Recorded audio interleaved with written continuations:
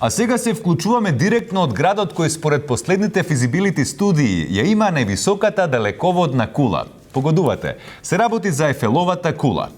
Од Париз го имаме нашиот дописник кој ќе ни објасни како поминала средбата Пендаровски-Макрон на маргините на кеот на реката Сена. Господине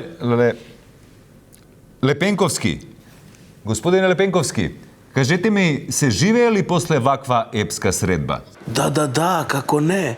После средбата на Пендаровски и Макрон, животот посе изгледа се одвива сосема нормално во Франција.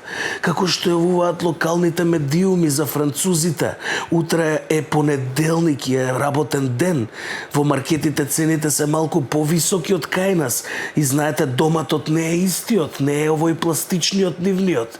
Ајфеловите кули за поклон од абсолвентска се уште се ефтини и имаме едно 200 за продавање кога ќе се вратам, тоа значи улала. Ти благодарам, господине Лепенковски. А ние продолжуваме со вчерашни.